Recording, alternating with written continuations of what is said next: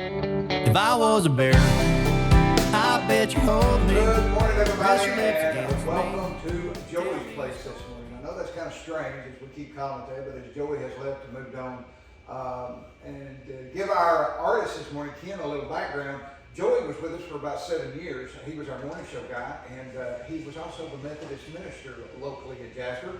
And the United Methodist group decided they needed him somewhere else, so they moved him. So we lost one of our great morning show guys. So he's still around. He is. We talked to him. He listens to us in the morning. I thought it was like a real sad. No.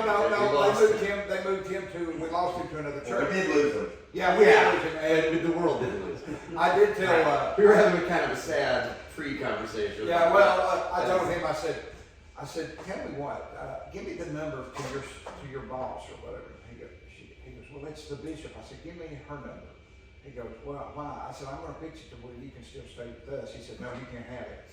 Because he knew I was going to fix it where he could stay, but he didn't like the way I was going to approach it, I don't think. So anyway, we've left it called Joey's Place. Everybody knows it was Joey's Place, but we said it. It's good to be in Joey's Place. Ken Domash, he is here with us this morning. Thank you so much for joining us on this early morning. Thank you. Yeah. So you've been bouncing around Alabama, Tennessee, Georgia area here. This is where all the artists that come by here usually, as grassroots sends them around.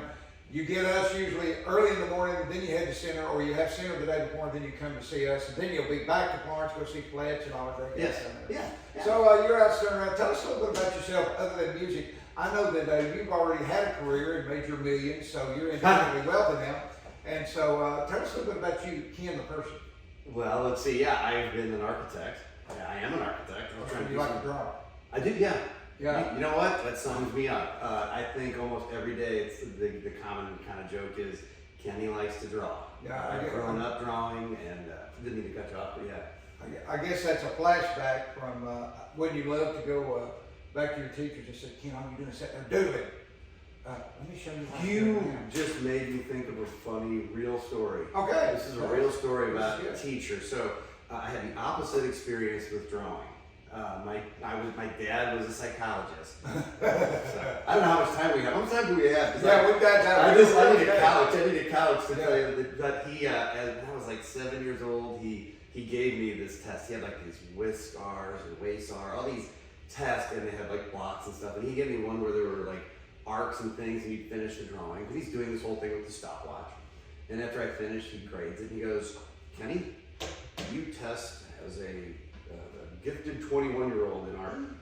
And I was 7 years old. So it was like, I must be good at art. You know, now this is me. I'm going to guess it had to be skewed a little bit because this is a dad testing his son. It's kind of like, I think someone's proud here. Yeah, and he loved him. He took me to art classes. So Kenny was art, okay? So I had just the opposite. Meanwhile, in second grade, I won't say the teacher's name, but it made me think of, in second grade, I vividly remember my teacher, and she was explaining how to sing and how to move your cheeks. It was just regular class, which was nice. They had singing in class. And I remember standing up there all proud, and she goes, Mr. Domash, get in the back. And I was like, oh, snap, okay. And he was like, kind of like a friend, keep it down.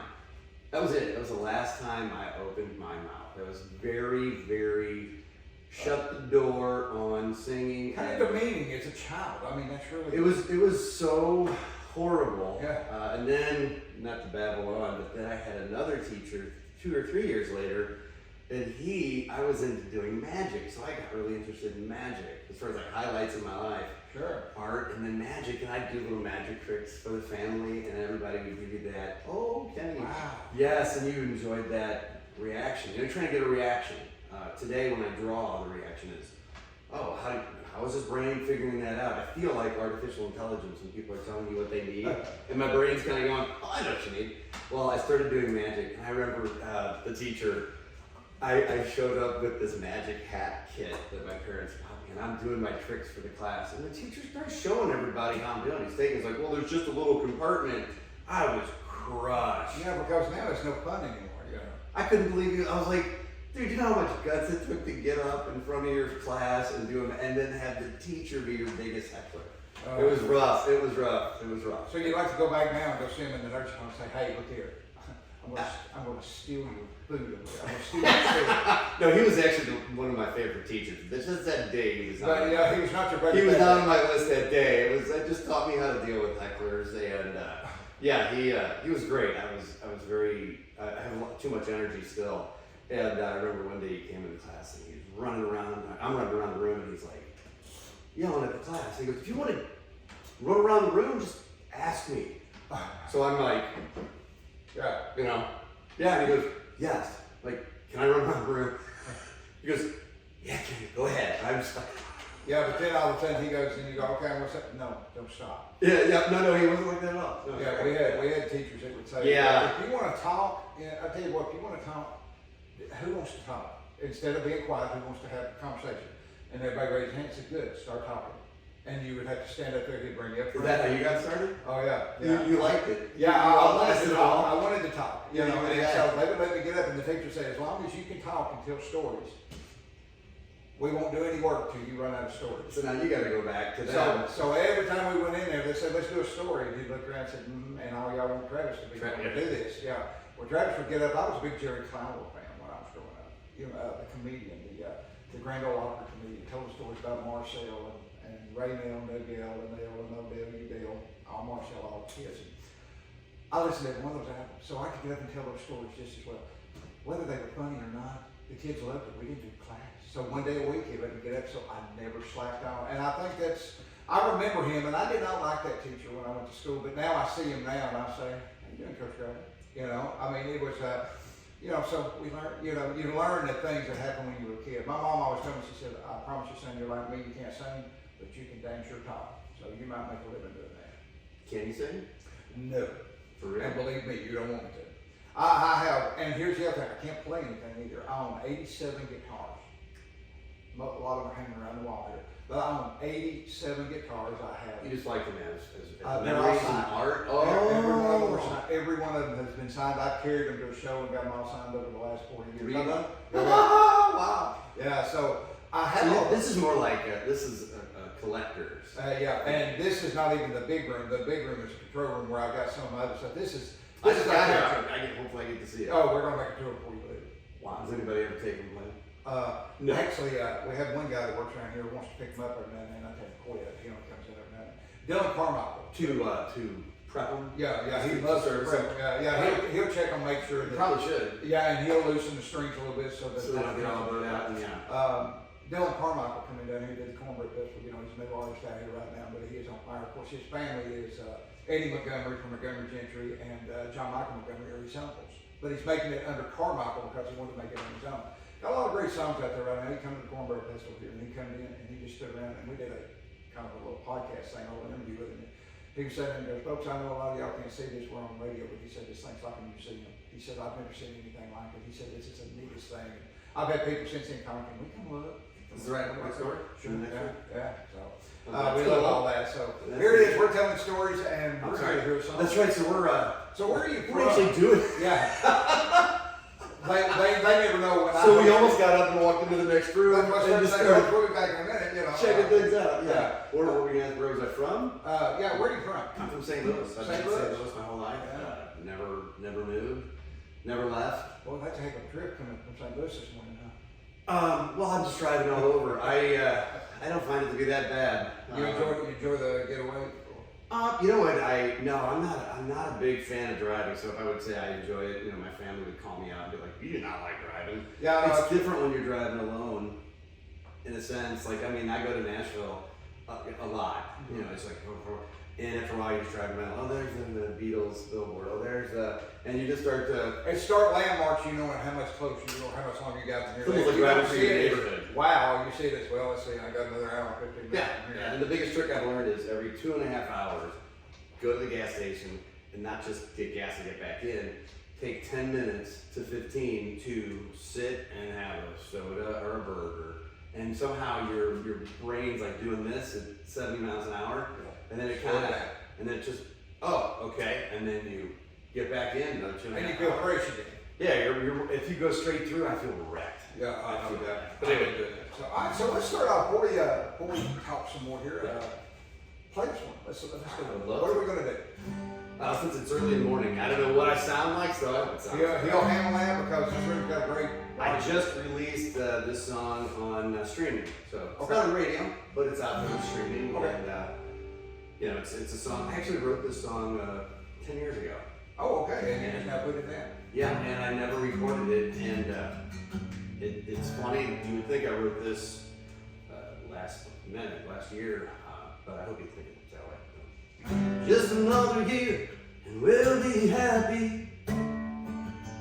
I keep hearing these words from Jerry after D. If we can make our way back down Bay Street, I bet find out right where we're supposed to be, where we're supposed to be. Life's happening now, ever trying to figure it out. Just a little more time, and maybe we'll find out what it's all about. Life's happening now, so take a good look around, and maybe we'll see that something that we've already found. Life's happening now. I used to think that things were so darn easy. Everything just seemed to come to me. I used to say that things were so darn easy, but now I'm starting to find out who I want to be, who I want to be. Life's heaven now, ever trying to figure it out. Just a little more time, maybe we'll find out what it's all about. Life's heaven now, so take a good look around, and maybe we'll see that something that we've already found. Now if we close our eyes, we might miss it. Don't want to be left with empty wishes. Yeah, you and I keep trying to fix this. Maybe all we need are more kisses, more kisses. Life's happening now, ever trying to figure it out. Just a little more time, baby, we'll find out what it's all about. Life's happening now, so take a good look round, and maybe we'll see that something that we've already found. Life's happening now, na na na na na na na na na na na.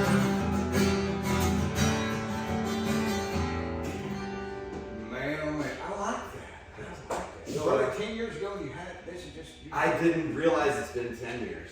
And when I'm doing my songs, I record them on my phone and I make notes, I put them all over the wall, I give all this stuff on the wall. But I also have them on my computer.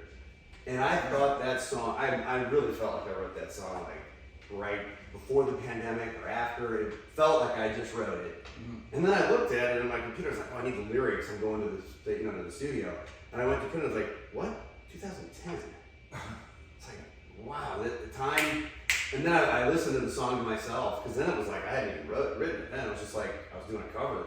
And I was like, it just feels, it's like me talking to myself. It's like, dude, you're trying to figure life out. You're next year, so my wife and I go on a walk every day and take the dogs, and it's laughable. We're just trying to figure out, and we were talking before we got on, it's like just kind of about life, where you are in life. And, we have had the same conversations forever. And, it's always, you always in your head are like, well, let's do this. Maybe next year, maybe next year we can, do this. Maybe next year we can do that. And each year just goes by. It seems like that. And the faster it moves, how many times your parents, my mom was always saying, don't rush your life. Yeah, like a Kenny Chesney song about blink. Don't blink. Yeah. That is his truest song. And it's, I don't want to start bawling on TV, thanks, dude, but it's like, it is all that. So when I heard my own song and read my own lyrics, it was like, well, life's happening now. You're trying to figure it out, and I'm trying to figure it out. I have no idea.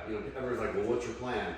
I have no idea. I don't have a plan. I stopped figuring out a plan, and I will. Go ahead. But well, what you were going to say is, you know, it's the same way. You don't know. You decide, okay, next year we'll do this, next year do that. Then you realize next year it comes. It does. You know, you keep it out there. And finally, I realized as I was getting on, you were talking before we started the things, we're closer to the same age to where we see that, you know, things are, you make plans to do all this. And I thought I would be really slowed down right now. I really thought by the time I reached this time, I would be really slowed down where I could just hang out with grandkids and I'm working harder now than ever, or busier, not really harder, but I'm doing the thing that I love. I think we were saying too, it's like, I find the exciting part about life now is, I don't know, you would think when you're really young, hey, go do what you want. I think when you're really young, you're almost more scared to mess up the trajectory of your whole life. Yeah. You know, and after you've taken a few turns on the highway and you've made decisions and you can kind of see, oh, that worked out, I'm doing okay, and I'm proud of this, I'm ashamed of that, and blah, blah, blah. Well, now it's like, you know what, if I take a few wrong turns, come on, I'm already, so far into the trip, I only have to go back and, GPS will redirect me back on. And if you don't do it, right now, it's tomorrow. And so there's a Jerry Rafferty song. Baker Street, I've even told my family, it's like, hey, when I die, that's my soundtrack. I want to hear Baker Street, playing, and it's that whole thing. It resonates, and that's what's so incredible about music, and that's why I think everybody does it, is to put their feelings into a song. And just like when I was a kid doing magic tricks in the living room, I played that song because it just came out to a really close friend, several close friends, and the reactions I get are so cool. You can see that it makes people think,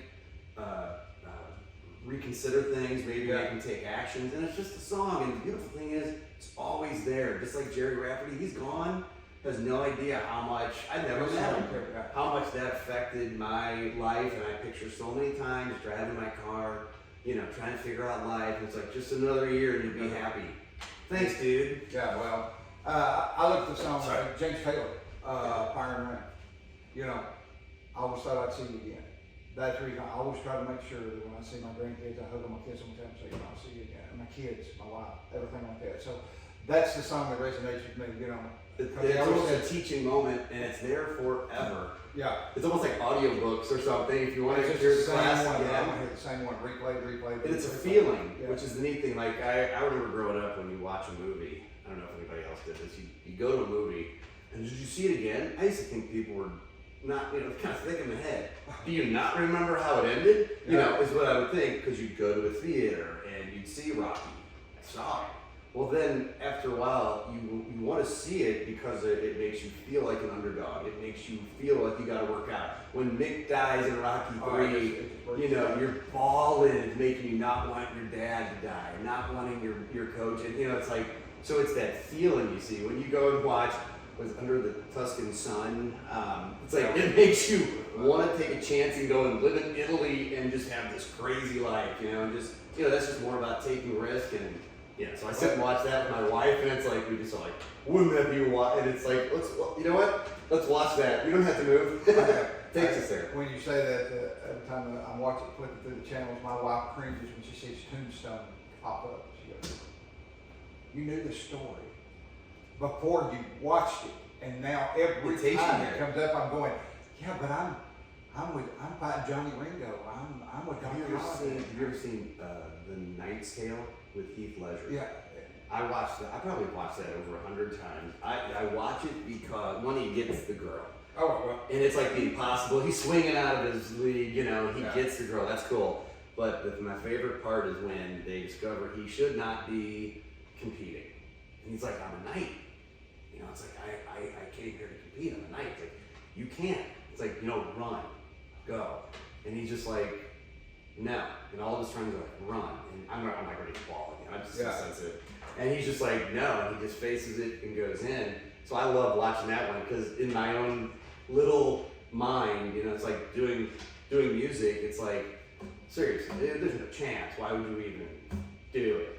And it's like, everybody's advice would be don't try. There's too many things. It's like, you know what? I'm gonna do it.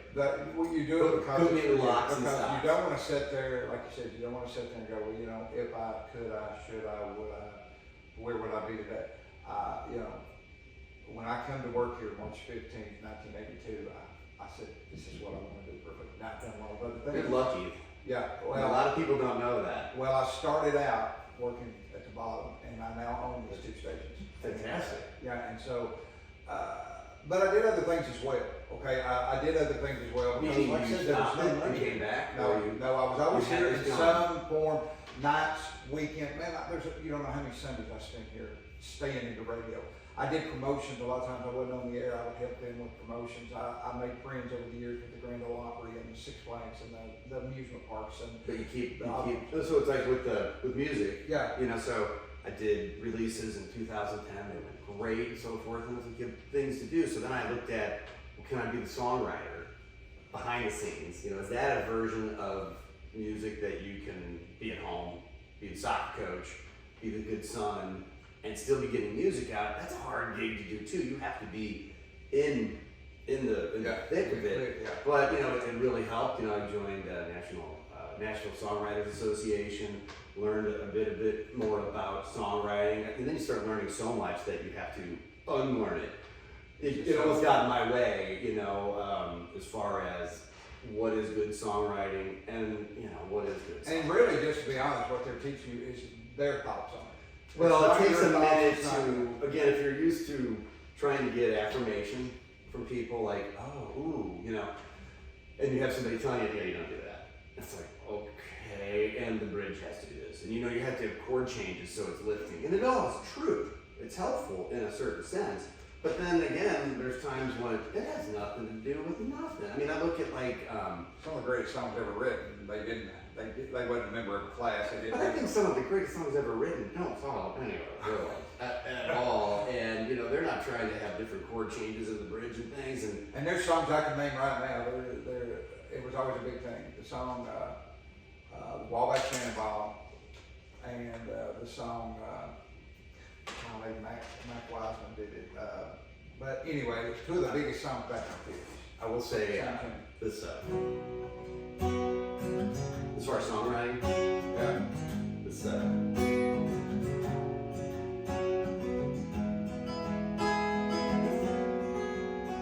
it's so pretty. That's Luke Combs, you know. Oh, with Her day starts with coffee, ends with a wine, takes forever getting ready. She's never on time on anything. It's such a smooth. yes, she is. It's just so pretty, but like in the songwriting, whoever thought of, you know, it's like, that's magic. Yeah. And I see that stuff and I'm like, you know, you can have all the classes in the world, and when That's he not gonna fit, yeah. does that, and then you think of, Well, on the flip side of it, you know, not to be bad on, but you know, like there's like, okay, I'm in E, like, you know, this case, so simple.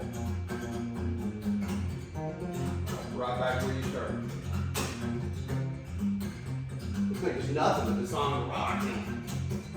Everybody loves it, and he doesn't change it the whole way. What is he doing? He's like, you know, the way he sings it, and I was listening to it on the highway, and I was like, you know, hear the train coming, the way he just, man. And you picture him singing to the inmates, you know, I haven't seen the sun down since I don't know when.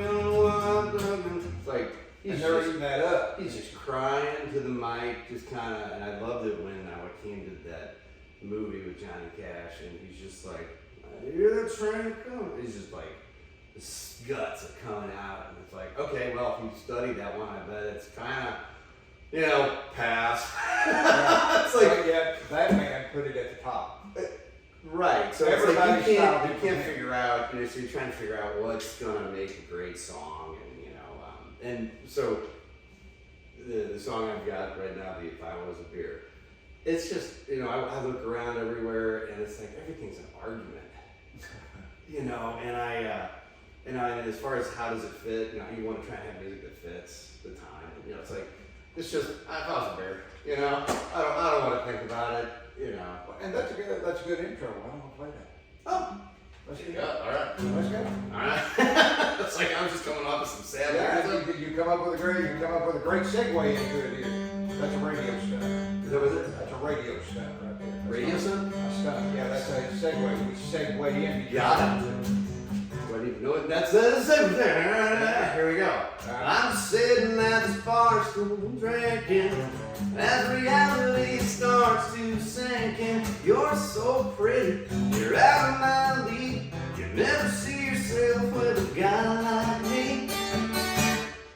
If I was a bear, I bet you'd hold me, press your lips against me, tell me your story. If I was a bear, I bet you'd pour your heart out to me.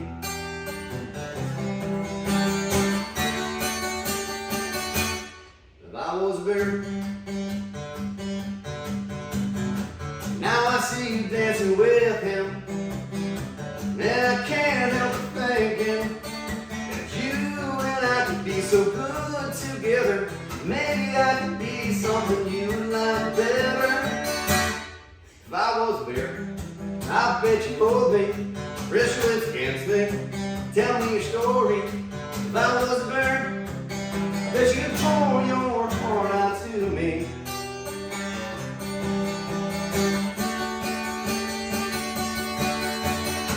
Bet your friends would even like me, bet they'd even invite me to every single party, even throw one for me, raise their glasses and cheer, cheer, cheer.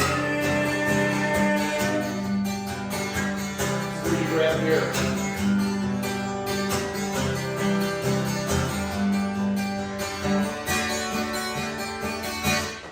If I was a bear, I bet you'd hold me, press your lips against me, tell me your story. If I was a bear, I bet you'd pour your heart out to me.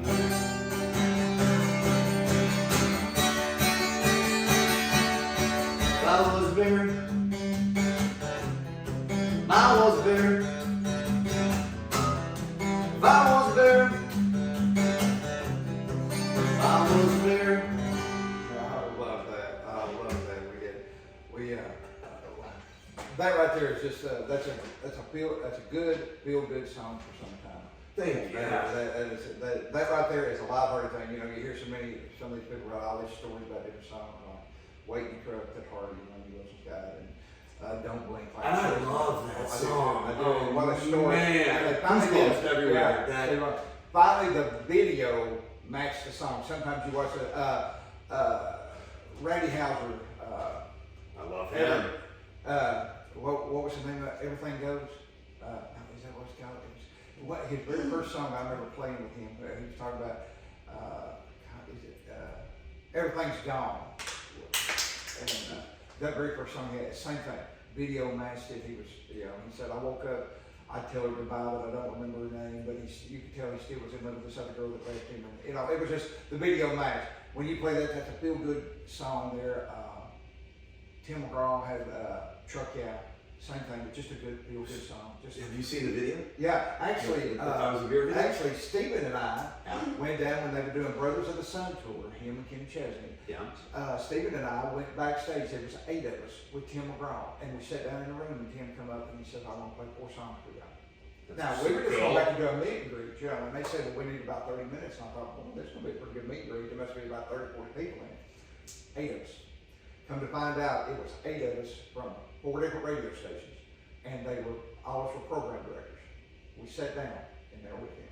He played 4 songs, and then he went up on board and wrote each one down. He said, I want you to rate them 1, 2, 3, 4. Super cool. And he went to each one of them and marked it like that. Well, he come to me like second or third, and me and Stephen were talking to him, and I said, he said, this is June or July, and he said, what should be my next song release of these 4?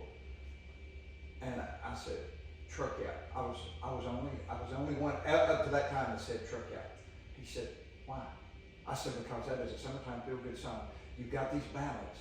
I said, people are, when it's cold, people are in, they're staying in more. Yeah. That needs something here. But I said, you need to wake these people up. I said, this is June or July. People are waiting. I said, this is my opinion. You need to do Truck Out. You've done all these ballads. You've done all this, these songs. Do something for fun. Do something to enjoy these guys. And he says, I like that. And so, and Stephen made a statement. He said that's your next hit right there. You know, when I was recording, Saddle Up, this is 10 years ago. Yeah. The guy comes in to do the harmony vocals, and you learn a lot from every little step of every part of your life. And the guy walks in to do harmony vocals. He's just goofing around, you know, and I'm all like, this is a big deal to me, you know. Yeah. I'm here for business, you know. Yeah. And he's like, hey, Paulie, what's up? And I'm like, who's this guy? You know, he goes into the microphone booth and he's like, burps really loudly, and I'm like, what, you know, is this guy hammered? What's going on? Yeah. He's like, hey, Ray Paulie.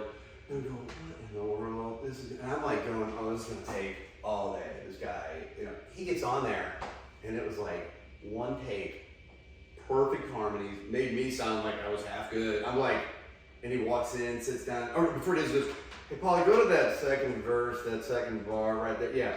All right, I think we're good. Go ahead and do playback.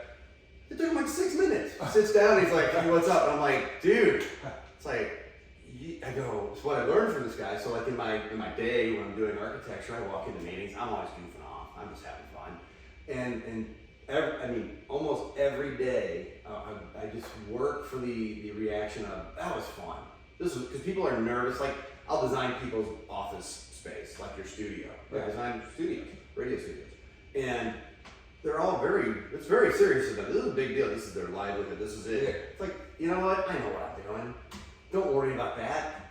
Just have fun. He's in there entertaining me, you know. But anyway, it was just fun. So I learned that from him. So like every day, I'm always just trying to make sure everybody, and then I'll just, not to get on, I don't know how much time we have, but a story I had when I was coaching soccer, they have you sit through classes on how to, it's actually, you think, I'm just coaching soccer. And the one thing I got out of it, the biggest thing I got out of it was, you know, treat every kid, you know, don't punish them, don't yell at them. It's kind of obvious things, but realize you don't know what's going on in their life. You know, their parents might be going through a terrible divorce. Their parents might be dying. Their grandparents. You just don't know where they are in their lives. So try to just be kind to them. Pulling a Tim McGraw song out there.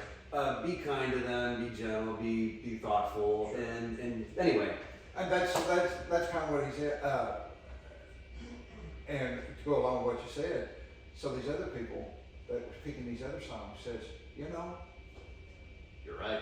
I'm changing my Travis answer. Well, Tim said, what do y'all think about that? What do you think about that? Well, he never did say. He said, well, I like the way you rated these.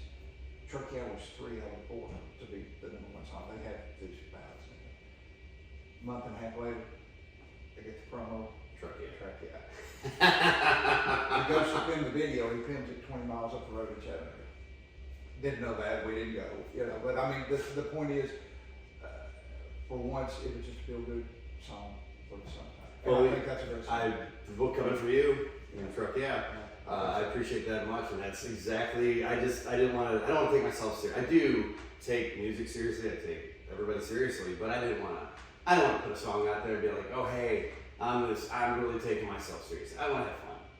I've met a lot of people in the music industry, and the ones that are so serious are the ones that you don't see anymore. I guess is the way I want to say it. George Strait, one of the most nicest guys you'll ever want to meet. He wants to know you. He wants to talk to you. He don't spend a lot of time because he's got a lot of other people to do, but he always wants to know your name. Garth Brooks, same way. What is your name? Where are you from? And Garth Brooks, every time he sees me, I've met him 4 times. Every time he point at me and get reaction, Chattanooga. That's awesome. Now names. He'll tell you right quick on it. He said names, but I know where you're at. He says you're in the cool. Chattanooga market. You know, come over and see me. Kid Green Brown. Every time he said, radio guys. Well, I would say I said I wanted fun to be first. The thing before that is wife and family. Sure. Fun. Well, yeah. I'm not Put your hands together, but so you know. I guess when I send it to his wife now, we had him for a minute, but now. No, but seriously, like with this song, she's in the video. Yeah, well, I was reading that. It's a hard sell, but you got her in both the videos. She's in all the videos, Oh, and sure. she actually went with me to love you, thank you. That was a big thing. Yeah. She's like, why don't you just get someone to play the girl in the video? And I'm like, So I got somebody. I don't want to be that. I don't want to be having you watch a video of me looking at, now I see you. It's like, and then after I convinced her to do it, I had this oh snap moment. It's like, oh, okay, so the song started with, you're so pretty. It's like, okay, so now I'm oogling at her. And then the next verse, now I see you dancing with him. I don't want to have this That video. you now you just put yourself in Right, now I'm going, I was really like going, how am I going to do this? So I'm like, and then I had this thought, I'm like, you know what? I can take my dad's boots and my dad's buckle and put a cowboy and nobody will know it's me. I'll be that guy. And then I get there and the film producer, he's like, he had it all figured out. I didn't even know. I was struggling on this whole thing, right? And I'm like, oh, how do you? He goes, yeah, so okay, Amy Ken, now we're gonna do the big reveal. I'm like, what's he talking about? And so I'm sitting there shooting pool with my cowboy hat down, trying to act all cool, and got up the swagger on. I'm dancing with the girl, And then at the end, he's like, now turn to the camera and smile. I'm like, oh. So it's like, took my hat off, like, pow, Right. It was me. I'm not the dummy that paid to have my wife dancing with another guy in a video, So fast forward, I'm like, all right, I got through that. Well, we have other songs that we're going to be releasing to radio. It's not just you put this one out and see how it does. It's like you put this one out, and you know what? We got to get the other one. And there's a whole bunch that goes behind it. So the other one, Drink About That, is the next song, and it's so funny. In that one, so now she's convinced, right? And she's on board. And it was the funniest thing. She has to act. In the movie, my job's going badly. My boss is on me. In the movie, my girl is like, not happy with me. Where am I? What is this a real relationship or not? And then I'm at the bar talking to the bartender about it, drinking about it, and then my boss shows up, and it's like, you know what? Come on, let's so it's like we have fun. And then my girl shows up, it's like, come on, it's me, I'm just an idiot. Anyway, in one scene, she pulls off in the Jeep in the gravel, and she has to act like she's upset with me. She played that really I was supposed to say, most of the time they can do that pretty well. Oh man, They know that. it's like. Never one take. Yeah, she just got into character, like, you know what? Fine, I'm out of here. I'm going. It's like I'm going into grovel mode immediately. I got an honest reaction. She's good at that. Yeah, she crushed it. I've seen that before. I haven't seen the video of it yet, but I'm looking forward to it. And yeah. So, and I know a lot of people's going to be interested in this. So, tell them how to get your stuff. Tell them how they can see see these videos that we're talking about. How can they find you? Yeah, if you just Google Ken Domash, D-O-M-A-S-H. That's what we're saying. It's more like do the mash. D-O-M-A-S-H. And not that I want everybody to be doing that now. Yeah. But if you Google that, you'll find me on YouTube. We have a YouTube channel, putting a lot of content. We just dropped a recording session, which I think a lot of people would enjoy seeing how an actual recording session happens. And I didn't know it. Again, when I found that song, Life's Happening Now, I found this whole log of videos that we had that I didn't know they took. So we put together a video of what's the name of the song? Go check it out at Ken Domash. If you go to kendomash.com, that'll just link everything. Yeah, just Ken, D-O-M-A-S-H.com, and it's on all the Spotify, Apple Music. It's on TikTok and all that. And on TikTok, I've done a lot of my drawing stuff. I like to draw, so like leaving all the merch and everything. Yeah, sure. We opened our merch store. Yeah, so you'll be able to get some of his merchandise as well. And all of it's the hand drawing. I love drawing. There it is. So yeah, because that's what he does. He draws. So, all right, check him out. Thank you. Thank you so much for coming out. Thank you, Travis. I appreciate it. All right, man. Folks, we'll be back in just a couple minutes. Caitlin's going to slide in and get Swap and Shop and the morning show going, and I'll be back in just a few minutes. So long, everybody. If I was a bear, I bet you'd hold me, press your lips against me, tell me your story. If I was a bear, I bet you'd pour your heart out to me. If I was a bear,